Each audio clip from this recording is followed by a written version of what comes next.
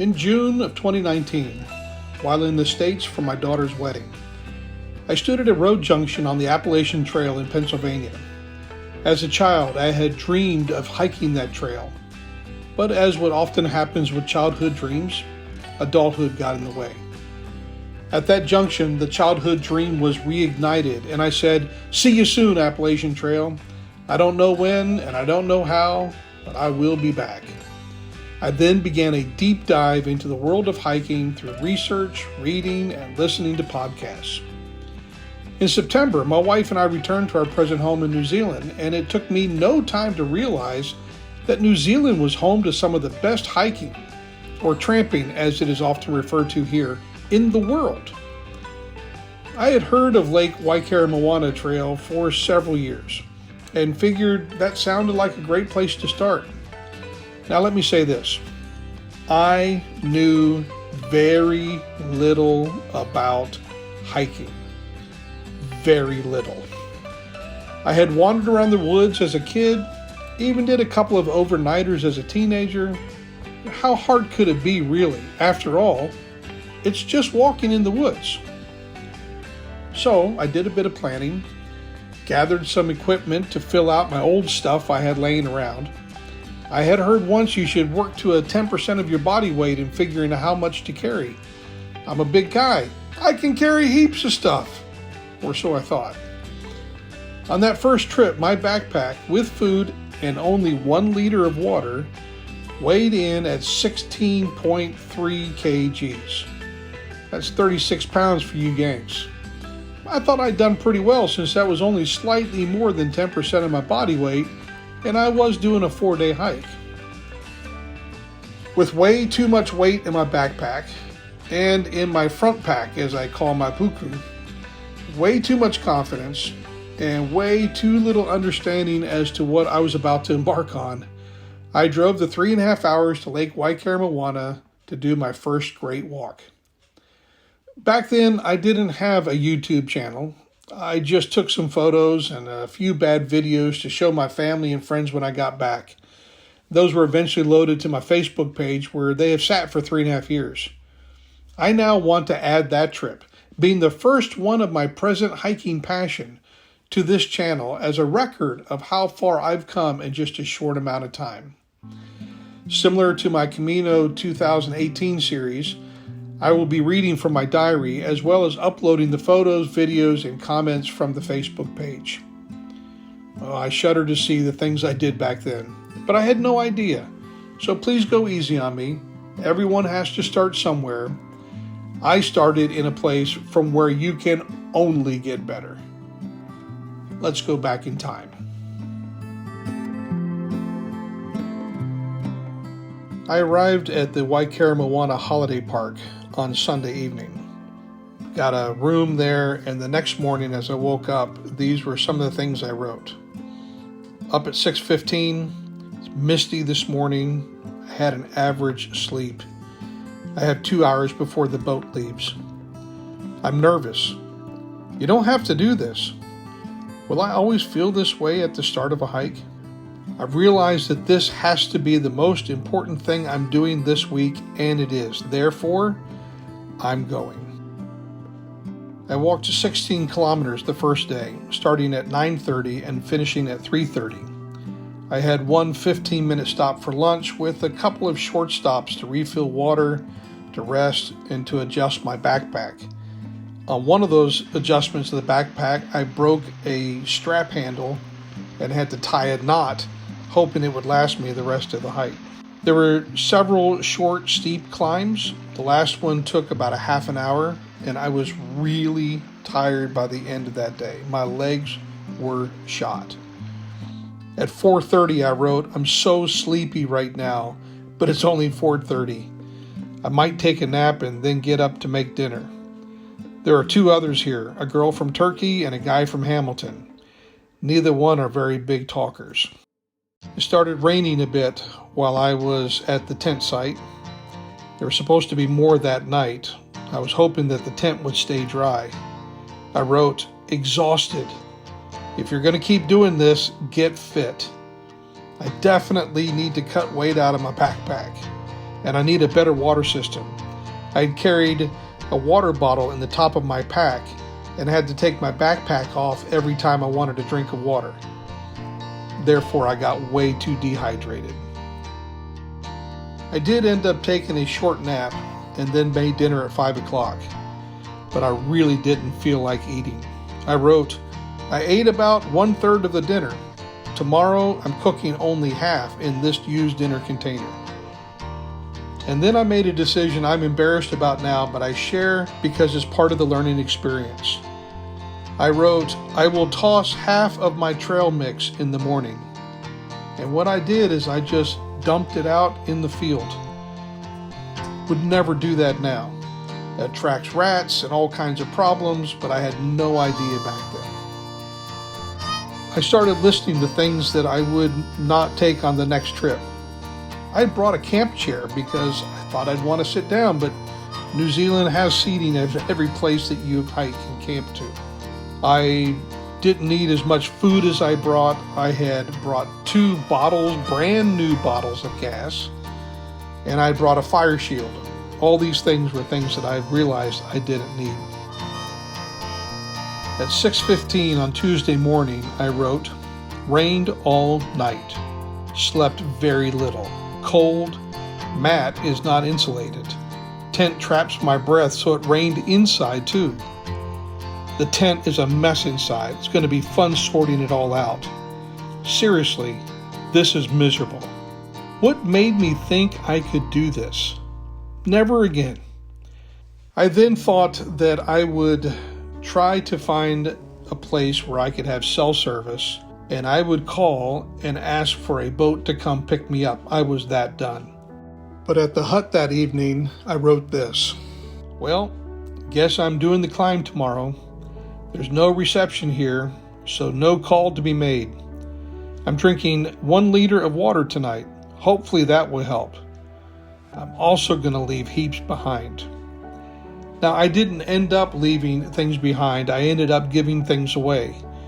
The chair that I carried and the tent that I've decided I would never sleep in again, I gave to a man who wanted to give it to his grandchildren. I gave food away. I gave one of my gas bottles away to somebody who didn't have enough gas. As I sat in the hut that night, rehydrating and resting, I reflected on the day of hiking. I wrote these things. I fell twice today. Broke my trekking pole on the second fall. 3 guys caught up to me, and 1 guy let me borrow his trekking pole.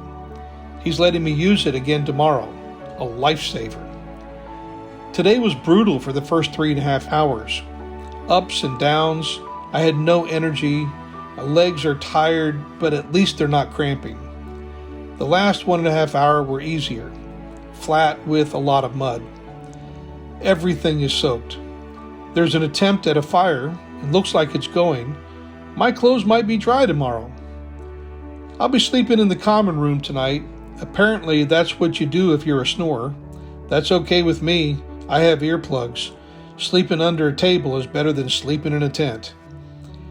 It's amazing what you don't care about when you're cold and wet. I haven't seen anybody brushing their teeth.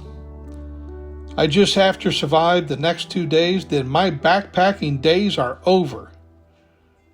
Generosity. The 3 young guys came at the right time. The one giving me his trekking pole is a great help. The other hiker taking my tent and my chair, wow.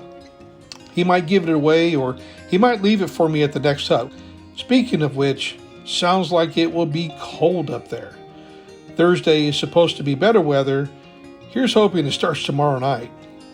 It's nice how warm it is in here now. There's been an all-out effort of about 4 to 5 people to get a fire going. Won't be too bad sleeping in this room. I'm feeling better about tomorrow. It will still be one of the toughest things I've ever done, but I've drunk lots tonight and forced food down my gullet. With a lighter pack and better nutrition, I start better tomorrow than I did today. Plus, I'm hoping I get a good night's sleep tonight. I think that will do wonders. It's 6:56. I'm ready for bed, more out of boredom. Hopefully when the sun goes down, I'll be able to start setting up my bed. It's almost too hot in here. I'll be wishing for this tomorrow night.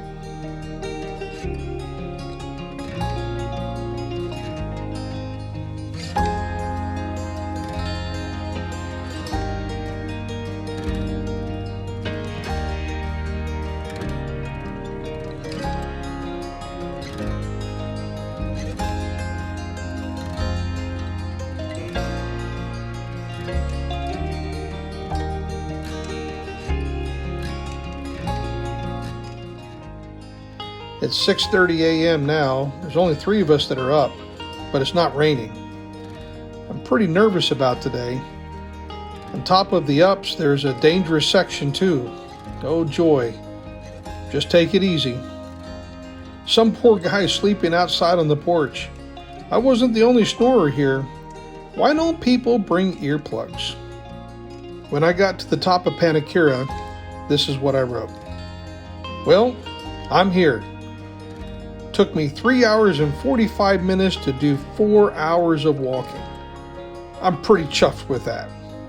It started as an easy uphill for about 4 kilometers, then about 1 kilometer of flat, then 1 kilometer of steep uphill. Lots of steps. Hard, but better than the terrain I had the first 2 days. The final 2 kilometers were undulating with a couple of short, steep climbs. I started at 7:45 and ended at 11:30. Even though I climbed 500 meters, it was much easier than the day before. These are the things I did differently. I hydrated well the night before. I had better sleep. I drank a lot of water on the way up. I gave myself 7 hours, so I wasn't in a rush. And when I get tired, I just stopped. Rather than trying to push on, I was more relaxed. For most of the evening, there were 5 of us at Panikura Hut. Myself, Dylan, Hamish, Lucky, and James. We played cards and talked and laughed all evening long. Later that evening, 2 women arrived from the other direction, and they looked miserable. They were cold, they were tired, but we had a fire going, and it was nice. I got up at about 4:30 in the morning on Thursday, and the first thing I noticed, it was light outside. But it was too early for the sun, and there were no other hikers out there. I went outside. There were moon and stars. It had cleared up. The rain was gone. It was so clear outside. When the sun did come up, I was able to get some great photos. It was the best weather by far for this entire trip, but it was cold. And it got down to about 8 degrees Celsius that night, but I still stayed warm. I wrote, my best decision making was my clothes.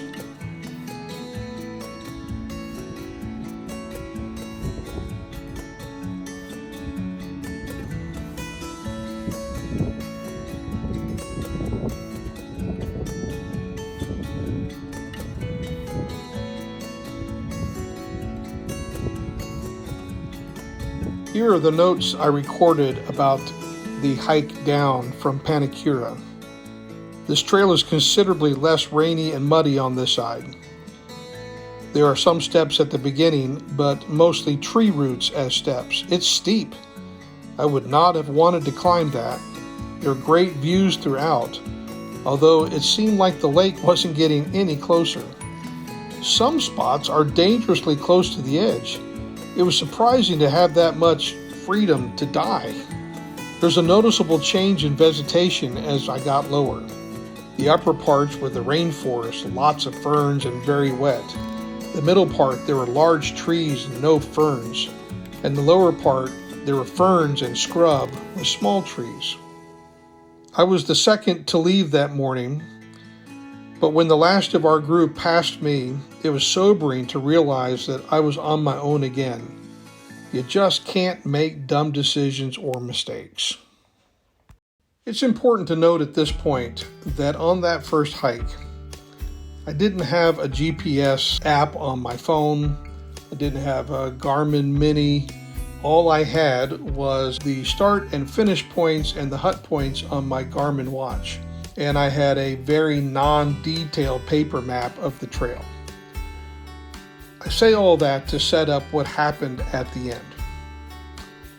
I walked 9 kilometers down, and just before the 9 kilometers came, I came into a small open field. I was looking around and I was actually rushing a bit because I just wanted to be done, and I wanted to make certain I caught the boat ride back over to the holiday park. I kept walking through that little field and found a trail on the other side and walked about another half kilometer down, and it ended at a small lake. That was not where I was supposed to be. I was lost, and I had no idea how that had happened. And frankly, I panicked, more because of the time crunch than any danger that I felt I was in. I wandered around that lake looking a bit for the orange markers. I found some side path that took me to an 1800s grave marker that was pretty interesting.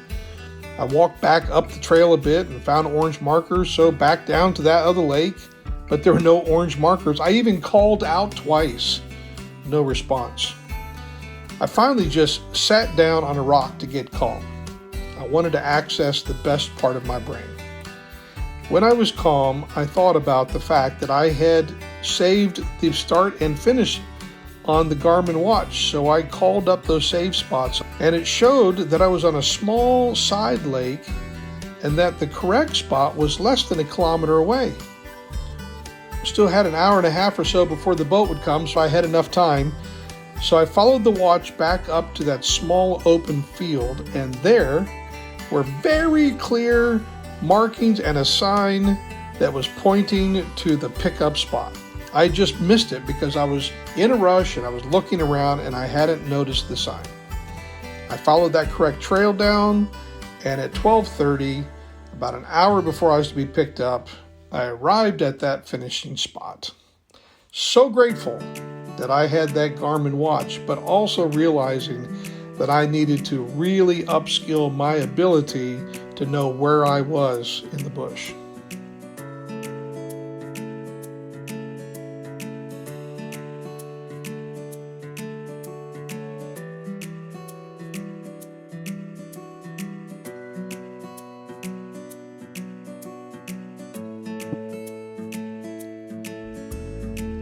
A few days later, after contemplating whether I was actually done with hiking or not, I made another journal entry entitled, "So, do this again?" And I made a number of things that I would need to change if I was to hike again. I said the tent experience was bad. It was messy, it was wet, it was inconvenient. I would have to have a better system. Number 2, being cold and wet is not good unless you're guaranteed that there's a fire at the end of the day. Number 3, New Zealand has plenty of places to sit at the end of the day. You don't need to bring a chair. Number 4, you have to lose weight. Number 5, you must build fitness, especially your legs. Number 6, you must have a better water system. Number 7, make certain you have better mapping and topography helps. Number 8, rethink your food. The food you brought was way too heavy. Number 9, work on getting a maximum weight of 10 to 12 kgs in your backpack. And then I wrote this, so maybe again. Maybe again.